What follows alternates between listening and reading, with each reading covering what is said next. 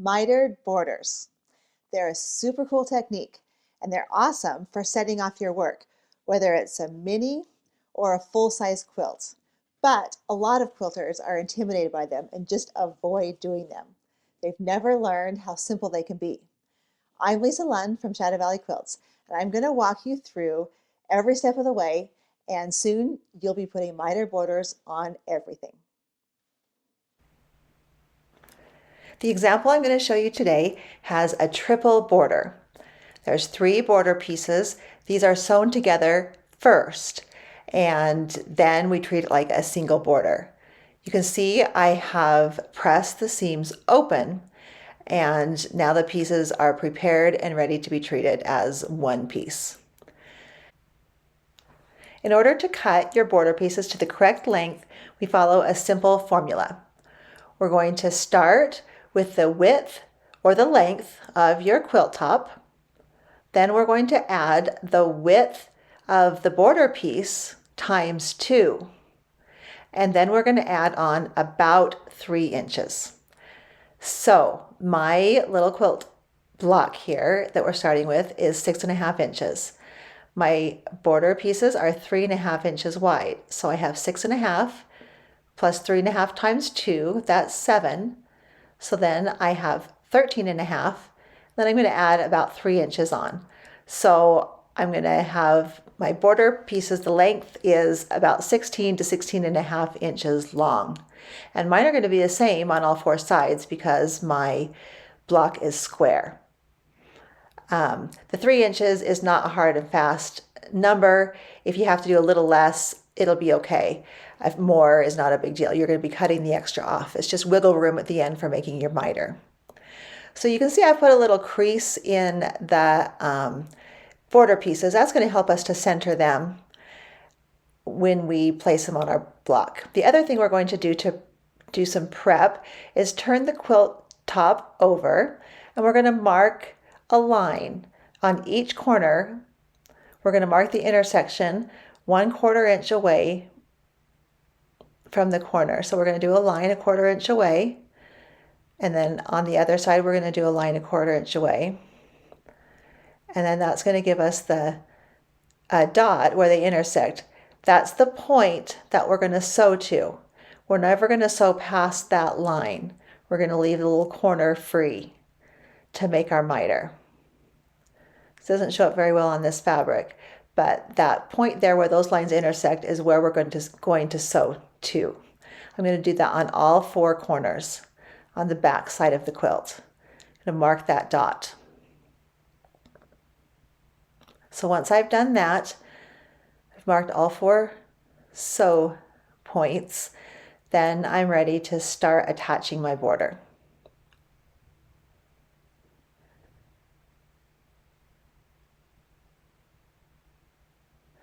I'm going to work with 2 sides at a time. I'm going to start with the top and the bottom. So I'm going to attach this border right sides together, matching up the centers as well as possible. Doesn't have to be 100% exact because, like I say, we have a little bit of wiggle room on each end of the border. But as close as possible, get that pinned on the center of the quilt block on each side.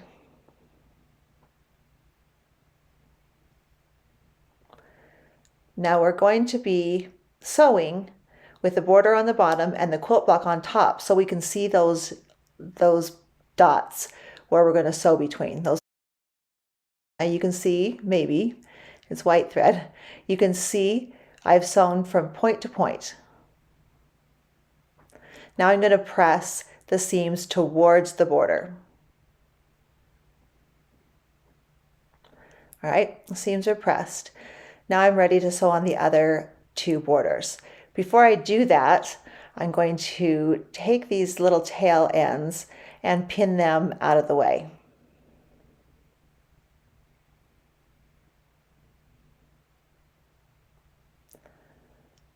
So I'm going to repeat the process, match up the centers,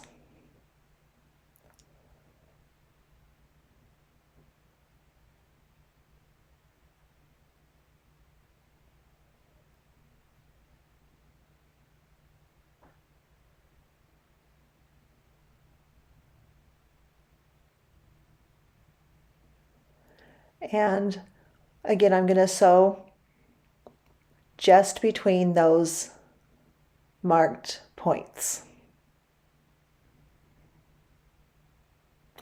All right, I've sewn the seam between those points. Now I'm going to take the pins out and give it another pressing. Make sure that the quilt top or the seam allowance is pressed towards the border.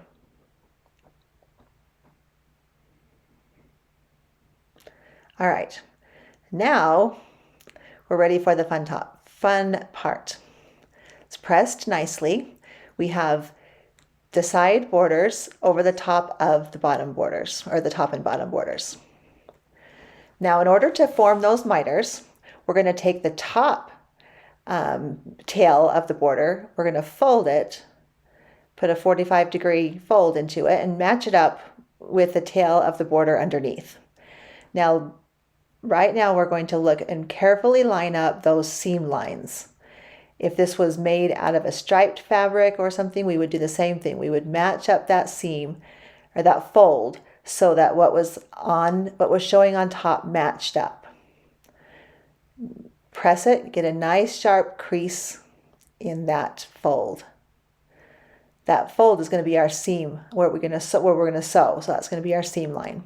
So we're going to repeat the process going around. We're going to fold the top border flap over to match the bottom one and give it a nice pressing, making sure that those fabrics match up. It's more important for the fabrics of that fold to match up than for those border tails to match up exactly. So you can adjust those how you need to make sure that you get a nice crisp meeting of those miters. Fold the top one over to match the one on the bottom. Adjust it as you need to until you're happy with the way that the fabrics meet up. And then give it a nice good pressing. Using some starch, some magic spray, some kind of a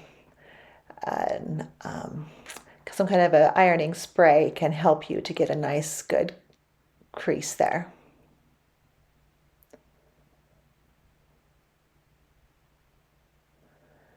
All right. So after I have all of these miters in, you can see how nicely that look is coming together.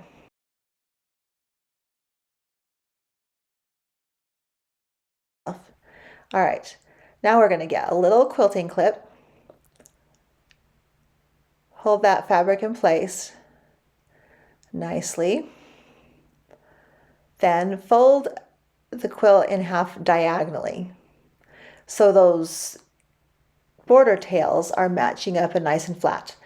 Then we're going to pin on each side of that fold line to hold it nice and secure. We're going to be sewing right along that fold line. That point right there is that point that we marked. We're not going to sew past the place where we've sewn to before. It's that very same point. We're going to stop right at the other stitching. And right now we're going to pull up those extra seam allowances temporarily, get them out of our way. You can pin them up out of the way so they're not going to get sewn into the seam. And now we're going to sew right along that seam line, starting at the previous stitching and going down to the edge of the fabric.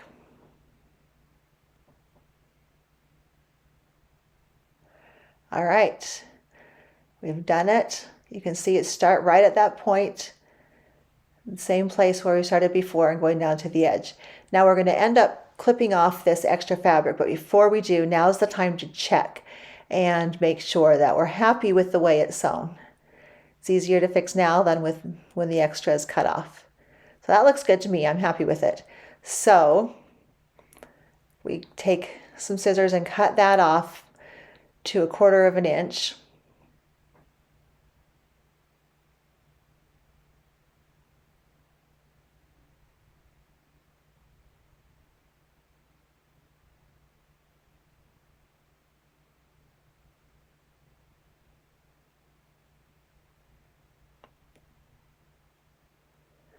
And now we're going to press that seam that we just made open. The seam allowance is going to be pressed open up to the quilt. When we get to that place where we meet the quilt top, we're going to press the quilt top out towards the border, over the top of that miter.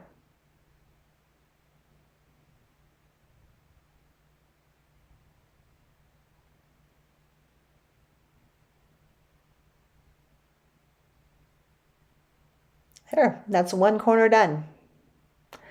Now I'm going to finish the other corners the same way.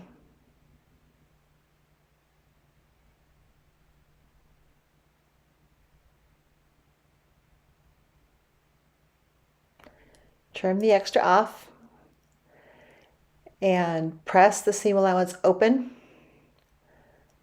and press the quilt top out over the top of the mitered seam allowance and give it a nice pressing. Isn't it pretty? I love the way the mitered border gives a nice frame to your quilt. Another way to make a mitered border is with striped fabric. Rather than piecing pieces of fabric together to make your stripes, you can use fabric that's already striped. That's how this mitered border is made. I just wanted to say a couple quick words about making borders out of striped fabric. One thing to remember, you need to make sure that your border pieces are cut from the exact same spot on the fabric, that the pattern is identical so that it will match up in the corners. Another thing to remember is most striped fabrics, the stripe runs along parallel to the selvage. Now, usually when we cut, like with the fabric strips from fabric, we cut perpendicular to the selvage. And if you did that, if you cut a stripe for the border perpendicular to the selvage, you would end up with a bunch of little stripes going horizontally, and that's not what you're looking for in a mitered border. So you're going to need to cut your border pieces parallel to the selvage. So you just need to make sure that when you purchase your fabric, you have enough to make your border pieces. You couldn't just buy, say, 1/4 of a yard and think you're going to get 3 or 4 with the fabric strips, and it's going to be enough to go around a whole quilt, because those pieces would have little tiny horizontal stripes rather than your lengthwise stripes that you want. You're going to need to have a longer piece of fabric to make those lengthwise stripes, if that makes sense. Just something to think about when you're buying striped fabric for this purpose. Thanks a lot for joining me today. I hope whether you try a pieced border, a striped border, or a solid border, you'll give mitered borders a try. I think they give a really special touch to your quilt. We'll see you next time.